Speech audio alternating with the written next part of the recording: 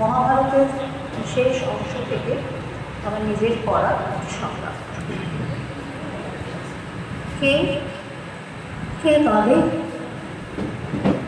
নারী কণ্ঠের বিলাপ ধ্বনি কেন? ভানুমতি, তুমি তোমার কোথায় নিয়ে এসেছো? মা, অষ্টাদশ দিবস ব্যাপী কুরুক্ষেত্র ধর্মযুদ্ধ শেষ হয়েছে। যদি ধর্মযুদ্ধ, তাহলে কেন মৃত্যুর উৎসব? কোন অপরাধে আজ মারণযোগ্য?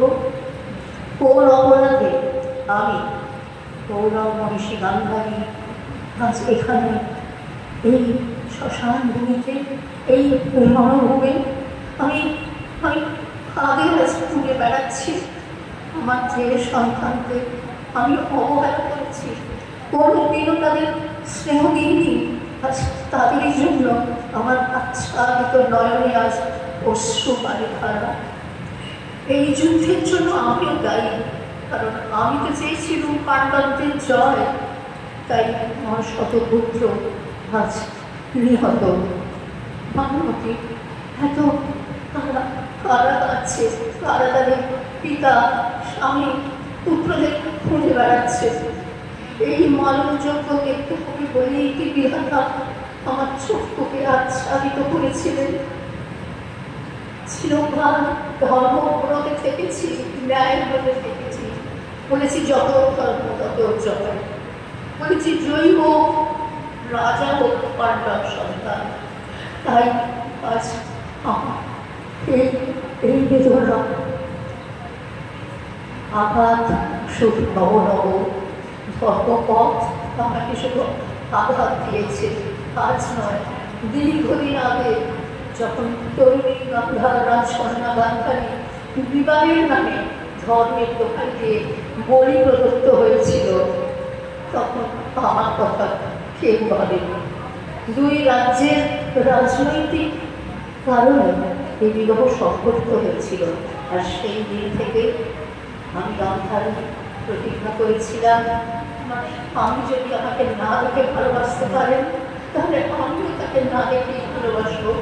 আমার চক্ষু আচ্ছাদিত করেছি, পৃথিবীর রং রূপ সমস্ত মুছে গেছে আমার চক্ষু থেকে। দেখিনি প্রিয়তম স্বামীর দেহদানকে, দেখিনি সন্তানদের স্নেহ বাড়ানো। চিরকাল ধর্মের পথে থেকেছি। আঘাত আসুক নব নব, আঘাত পেয়ে অটল হব। কি পেয়েছি ধর্মের জন্য? মানুষকে বিশ্বাস করেছি, বিশ্বাস করেছিলাম কৃষ্ণকে, বিশ্বাস করেছিলাম বিদুরকে। তাই আজ আমাকে শতপুত্ররা বেদনা নিয়ে এই রণভূমে আসতে হয়েছে। বিধাতা, বলে দাও কি আমার অপরাধ? এক মনে অন্ধ স্বামীকে ভালোবেসে এসেছি, তাই আমার অন্যায়? নাকি কুন্তির মতো গোপন প্রণয় ব্যস্ত হয়ে সন্তানদের জন্ম দিনই তাই আমার অপরাধ? নাকি আমার 100 পুত্রে শুদ্ধ জন্ম দিয়েছি তাই আমার অপরাধ? আজ পঞ্চপাণ্ডব রাজা হয়েছে, যারা কুরুবংশের কেউ নয়, যারা পাণ্ডুর নামে কুন্তির প্রণয় যাতে ফসলা রামার শুদ্ধ জাত 100 পুত্র, তারা সবাই আজ নিহত। তাদের আমি খুঁজে বেড়াচ্ছি কোথায়? আজ যদি একবার কুরুক্ষেত্র যুদ্ধের বিয়ন্তা কৃষ্ণদের কাছে পাই, তাকে আমি জিজ্ঞেস করবো, তুমি কোন অপরাধে আমাকে শাস্তি দিলে? ধর্মপথে থাকার জন্য, সত্য পথে থাকার জন্য?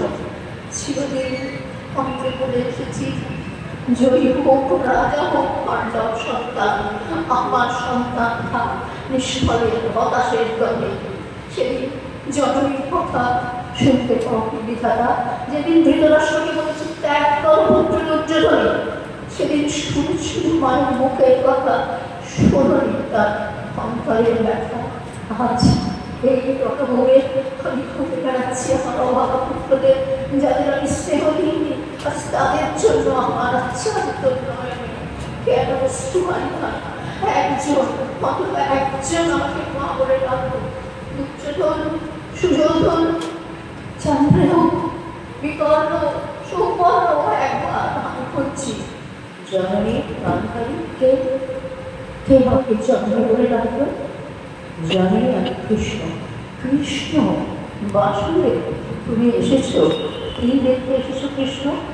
মার্জনা ভিক্ষা করতে যাবে। মার্জনা? কৃষ্ণ, তুমি কি পারবে আমার একজন সন্তানকেও বাঁচিয়ে দিতে? তোমার সকালে রাজত্ব দেবার জন্য তুমি আমার সমস্ত পুত্রকে নির্বাহ করেছ একবার। আজ কি তোমার গান বাজনার সাথে তোমার সুহারে করুণা হচ্ছে? করুণা হয় নারী দুঃখে তোমার করুণা হয় না। তাই রাধা আগে অনেক বৃন্দাবনে যেদিন রাধা বলেছিল মথুরা নগরপতি গোকুল ছাড়ি মত যাও, গোপুরা নগরপতি গোকুল ছাড়ি মত যাও, মত যাও। তুমি শোনোনি, তুমি চলে এসেছো। আজও রাধা মানে বৃন্দাবনে শূন্য বেল মন্দির, শূন্য বেল নগরী, শূন্য বেল দশদেশ, শূন্য বেল সগরী। আজ তুমি দারোগাও জগতে, রুক্মিণী আর সত্যভামার স্বামী। রাধা চোখালে বৃন্দাবন কৃষ্ণ, তুমি নিষ্ঠুর, তুমি দয়াময় না। তুমি তুমি কোন অপরাধে কাছাকাছিকে শাস্তি দিয়েছ যে কোনো দিন ন্যায় পথ চলেনি? তুমি এই শাস্তি দিলে কৃষ্ণ।